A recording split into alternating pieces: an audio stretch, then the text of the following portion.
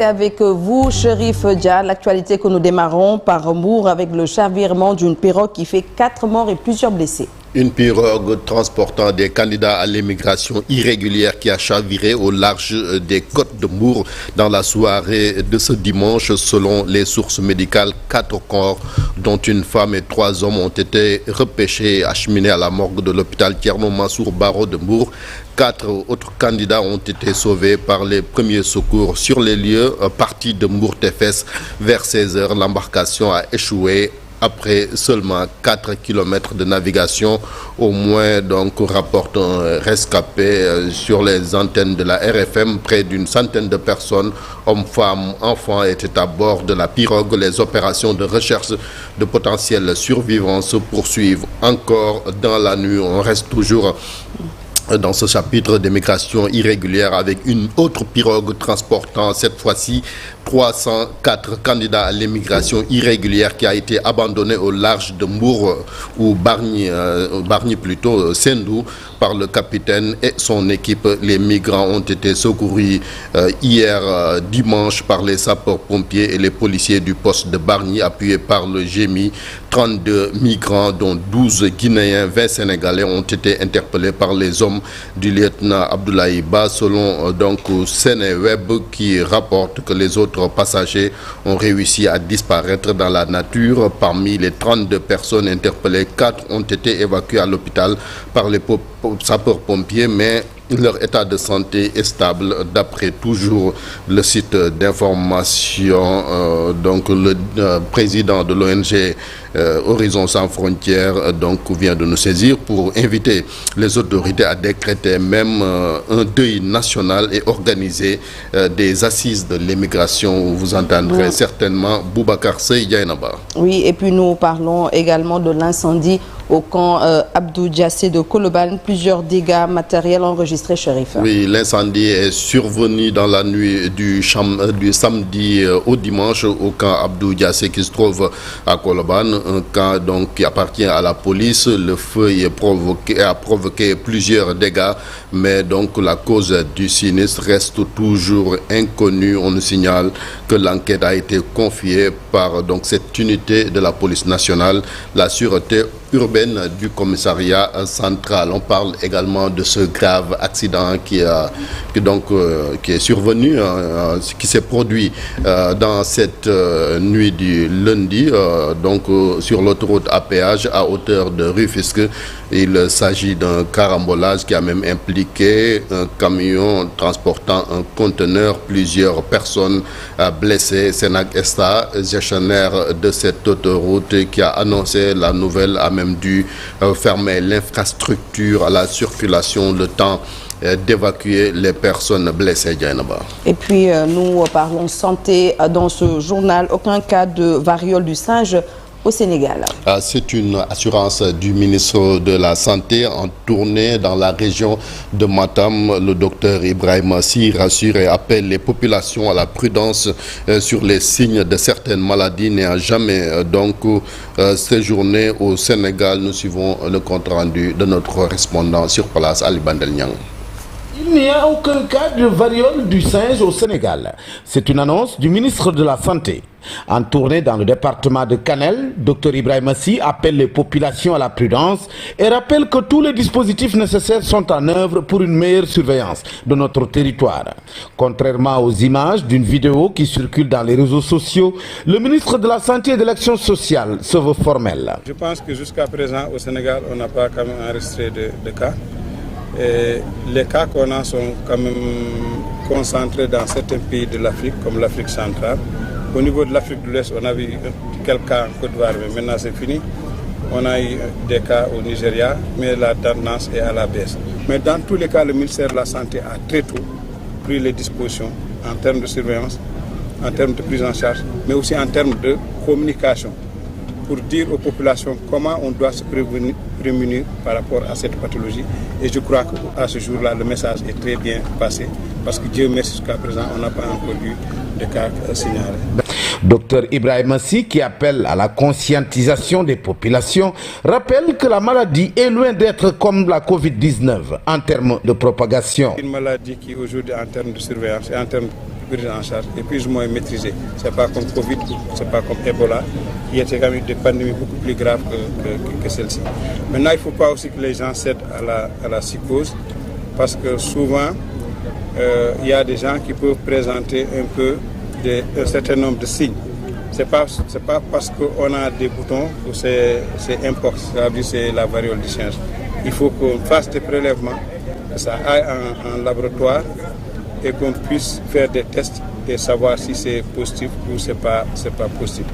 Autour du Comité national de prévention et de surveillance épidémiologique, le ministre de la Santé rassure les populations sénégalaises quant à la mobilisation de toutes les ressources pour endiguer le mal.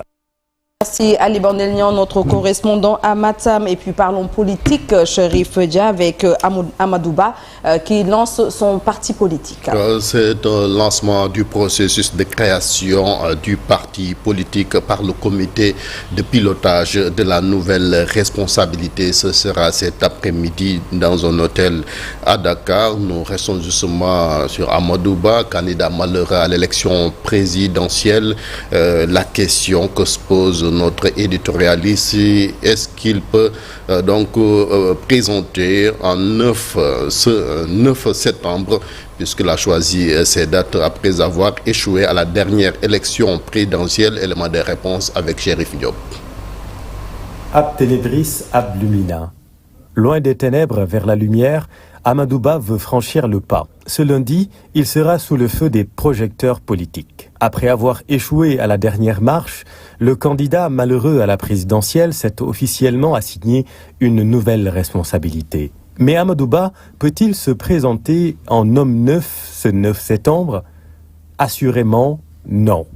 Car il ne peut pas se déprendre du bilan mitigé, mi-figue, mi-raisin, du président Macky Sall. Notre nouvelle responsabilité est d'incarner une opposition démocratique et républicaine, dit Amadou Ba dans sa missive de juin 2024. Or, la responsabilité conditionne le pouvoir à agir sans franchir les bornes de la République. C'est une évidence que de dire que le régime de Macky Sall et Amadou Ba a flirté avec les lignes rouges. Le réquisit qui taraude les partisans de Amadou Ba est de se démarquer de la rémanence du passage de Macky Sall à la tête du Sénégal, cette figure tutélaire qu'il aurait choisi comme candidat à la présidentielle de 2024 en se bouchant le nez. Un candidat mal aimé par sa propre famille politique. À tort ou à raison, l'histoire nous édifiera. Ce qui oppose Macky Sall à Amadou Ba est une blessure qui saignera toujours. Selon les indiscrétions, les relations entre les deux hommes sont restées polaires depuis la présidentielle. Le silence s'est installé. Ce silence pesant et gênant qui prend place entre des personnes qui n'ont plus rien à se dire. Ce silence qui sonne le glas d'un long compagnonnage. Ce mutisme qui s'installe jusqu'à ce qu'un écart se transforme en un fossé. Ils sont irréconciliables avant certains, même si, en politique, oublier, c'est la grande loi. L'illisibilité de la ligne politique de Amadou Ba a ceci de méritoire. L'homme a toujours manié fermeté lucide et habileté stratégique. Et le moins que l'on puisse dire est que cette habileté lui a servi durant l'acmé des troubles politiques graves ou la crise constitutionnelle supposée que nous avons connue au Sénégal. Heureusement que nous avons le Conseil constitutionnel. Nous ne l'avons suffisamment pas dit, mais le Sénégal doit son salut aux sages du Conseil constitutionnel. Ces génies invisibles de la cité que certains ont pointés comme des escrocs de haute volée. Sans l'interprétation exégétique de la loi fondamentale des 7 sages, le Sénégal serait aujourd'hui dans un état pulvérulent. En convoquant l'esprit et la lettre de la Constitution, le Conseil constitutionnel a dénoué ce qui semblait être une quadrature du cercle pour le monde entier. C'est grâce au Conseil constitutionnel que les institutions invisibles que sont la confiance, l'autorité et la légitimité sont restées intactes pour que Bassirou Diomaye Faye soit élu président de la République du Sénégal. Quant à Amadou Ba, pour être le candidat de Benno, il a su manœuvrer ou manigancer ce selon jusqu'à s'imposer au chef. En réalité, cet épisode illustre à merveille la carrière politique de celui qui est présenté comme le Crésus de la vie politique sénégalaise. Carrière professionnelle et politique qui pourrait avoir comme titre la marche du funambule, car de la Direction générale des impôts et des domaines à la primature, il a marché sur des œufs tout en déjouant des sapes perfidement poussées par ses ennemis grâce à son ambiguïté stratégique. En bon inspecteur des impôts, l'homme est indéchiffrable politiquement. Seulement, l'ambiguïté stratégique a ses limites pour aller au-delà des 35,79%. Ce résultat prometteur du 24 mars dernier, le moment est peut-être venu pour Amadouba d'agir au grand jour. Avancer, sabre au clair. Car l'ambiguïté stratégique peut aider à se démarquer, mais cette position n'est pas durable. Surtout si c'est pour réduire à Kia le régime actuel qui est encore, disons-le, au zénith de l'opinion. Amadouba devra s'y faire, assumer sa responsabilité sans ambiguïté et sans embâche. Merci beaucoup, Chérif Diop. Nous parlons cette fois-ci football pour terminer avec l'éliminatoire CAN 2025. Le Sénégal face au Malawi aujourd'hui, Chérif. Il s'agit de la deuxième journée de ces éliminatoires dans ce groupe du Sénégal. Coup d'envoi 13h GMT. Hier, en conférence de presse d'avant-match, le sélectionneur a répondu aux critiques sur son système de jeu. Nous écoutons Aliou Cissé au micro de la Fédération sénégalaise de football. Qu'ils comprennent que depuis plus de 10 ans, nous nous sommes battus pour leur faire plaisir, pour leur rendre heureux. Que quelque part, nous sommes désolés pour ces deux matchs-là. Mais que la prochaine fois, on fera le mieux. Et moi, mes joueurs, l'encadrement, tous, notre objectif et notre projet depuis plus de 10 ans, c'est gagner pour le Sénégal. Et je crois que chaque fois qu'ils ont eu un besoin, quelque chose de nos supporters et qu'ils le demandent, on est allé le chercher. Parce que c'est des gars qui aiment le Sénégal. Moi, j'aime le Sénégal aussi. Donc, nous avons envie de les rendre fiers et heureux. Vous parlez véritablement technique et tactique. Est-ce qu'aujourd'hui, les profils de joueurs sont là pour jouer dans ce système? Je dis oui. Les profils de joueurs sont là. Ça, c'est clair et net. Quand on fait jouer aujourd'hui un Ismaël Assar, piston gauche, c'est parce que nous pensons qu'il a le profil. C'est un athlète de haut niveau. Il a une grosse capacité athlétique. Techniquement, il est très bon, il est capable de répéter les efforts. Ça, c'est les profils pour jouer piston.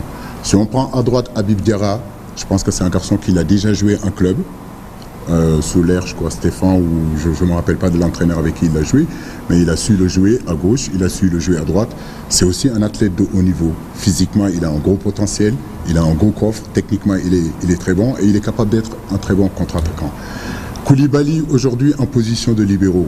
Koulibaly est un axe central. En gros, je vais vous expliquer que dans ce système-là, c'est pas comme si je prenais un Koulibaly et le faire jouer attaquant, ou bien un Sadio Mané, un défenseur central. Sadio Mané, dans notre 4-3-3, il est dans la deuxième zone. Et je le dis, 99,9% des buts de Sadio Mané, il les a marqués dans la deuxième zone ou bien dans le couloir central. Donc, ça veut dire que Sadio Mané, il joue dans ce poste. Je veux dire, aujourd'hui, je ne l'ai pas ramené à le faire jouer 6. Pape Matar Sarr, là où il joue, c'est là où il joue en club. Idrissa Gana Gueye comme sentinelle, je veux dire que c'est là où il joue. Pape Gueye, un peu plus haut dans le système. C'est pratiquement le même système qu'à Villarreal.